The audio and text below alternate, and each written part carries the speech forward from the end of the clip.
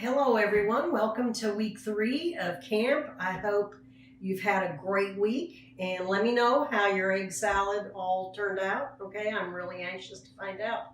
So for this week's kit, you're going to pick up some jasmine rice, sesame oil, soy sauce, and these beautiful carrots, some scallion, and you're going to have some baby kale in your kit, and you're going to have quite a handful of snap peas.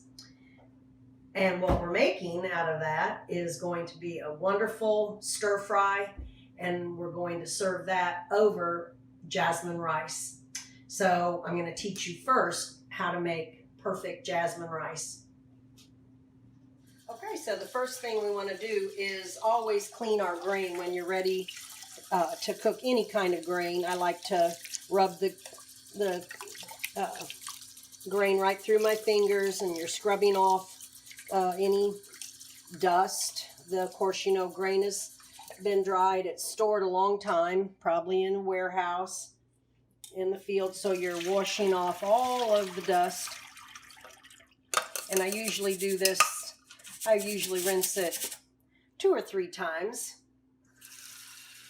These are going to take about twice as much. For every cup of rice you have, you'll use approximately 2 cups of water and cover that rice. Okay, and I'm going to use probably about a teaspoon of salt for that amount of rice. We're going to turn on the fire and we're going to bring this to a boil. So while your rice is cooking, which takes about 15 to 20 minutes, I'm going to show you how to prep all your vegetables, and then you'll be ready to make your stir fry to go on top of your rice. For your pea pods, you want to take off the little stem. That these are so young and tender, but you can see there's a vein that goes through the pea pod, and you'll take that vein out.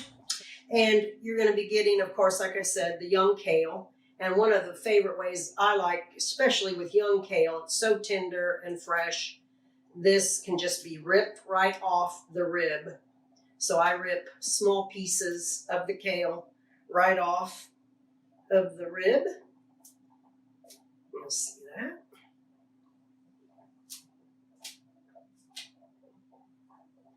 And because this kale is so tender, you could use bok choy, you could use Swiss chard, but right now we have kale growing at KC Farm School and add a lot of bright color.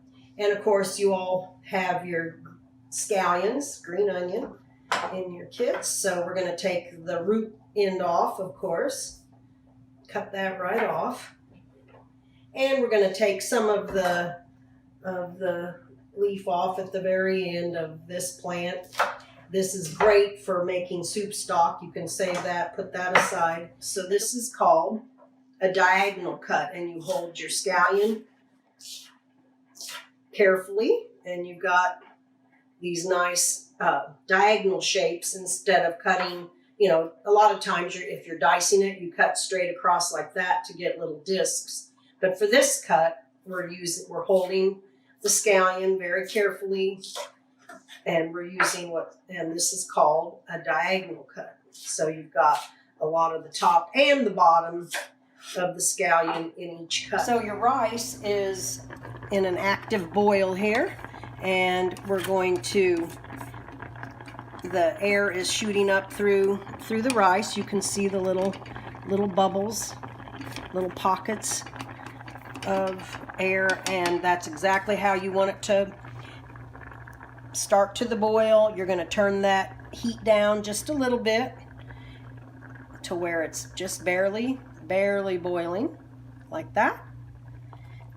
And then you're going to cook it for about 15 to 20 minutes. Cover your pot and set your timer. So your rice has cooked for about 20 minutes here, and one thing I like to do is I like to blend the bottom of the rice with the top of the rice. There's more pressure on the rice cooking at the bottom of the pot, and so I just like to blend that. It makes it a little more evenly distributed. The rice on the bottom, you see, gets sometimes just a little bit of coating and crust, which is perfectly great. You just blend that bottom rice into the top rice. And our rice is beautiful and ready for a great stir-fry topping. So the last step in our vegetable prep will be prepping our beautiful carrots. And these unusual varieties are being grown, of course, at KC Farm School. And I want to tell you about those. This one's called Yellowstone, and this one is called Dragon's Blood. And when you see the contrast of the color, a traditional carrot, the ones we're most often used to getting at the grocery store or from the market, are called Danvers. That's the variety. But this variety is quite unusual. This one is called the Dragon's Blood. And you can see the beautiful purple skin on this carrot. And again, you notice I'm using a diagonal cut on this carrot. And there's the dragon blood, and here is the beautiful Yellowstone. And again, we're getting a lot of the top and the bottom of the vegetable in each of these cuts because we're using a diagonal cut. So now we're going to cut the carrots into what's called a matchstick cut. And so that is simply laying that diagonal cut on the cutting board. Keep your knife on the board, and then you're going to use your knife rocking back and forth to cut beautiful, slender, what are called matchstick cuts. It just makes such a beautiful color. They're just so vibrant. Carrots are full of beta carotene, you know that, right? So that's a powerful antioxidant. So eat your carrots, lots of them. To have your pan piping hot when you're doing stir fry, you're cooking these vegetables very, very quickly till they're just al dente. And the oil you can use is any vegetable oil you might have at home. That's fine. But I like to use avocado oil. Actually, and in your kit, you're going to be receiving a fun oil called toasted sesame oil. And that's what we're going to use to saute, to stir fry our vegetables today. We're going to use the toasted sesame oil. This is what it looks like if you're purchasing it at the store. And this is what it looks like, of course, in your kit. Finally, for flavoring at the end of the stir fry, we're going to use soy sauce. This is what it looks like at the store. And here's your soy sauce in your kit. I'm using a wok I've had for years and years. So this is well seasoned. This is iron. But you can also use a round-sided pan, round edges, to use. Or you can use just a plain fry pan if you keep your vegetables moving. So we're going to use first the vegetables that need to cook the longest. And so we're going to add the carrots and the pea pods to our piping hot pan. This is hot as it can be. And one of the old classic teachers of years ago said, you know, you are using a wok. It's a very active, when you're stir frying, you are actually stirring, you're not stir frying, right? You see that there's a lot of crispness that starts to happen on the edges of the vegetables.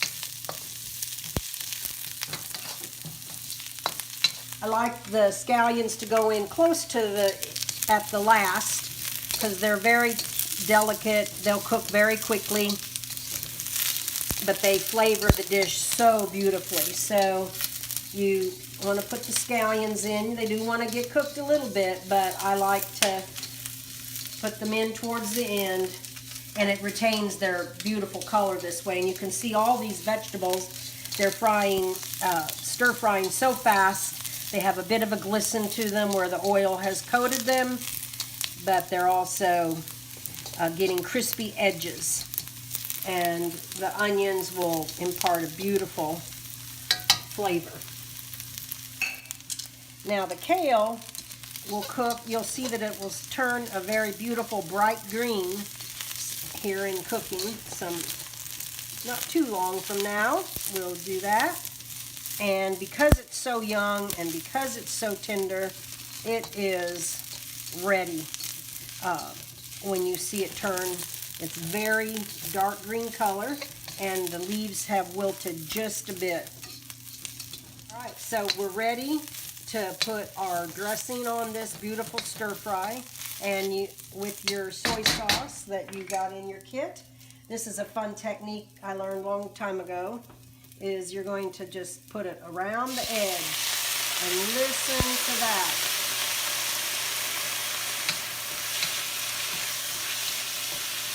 And my friends, you just made your first batch of beautiful, luscious stir fry. Let's serve it up.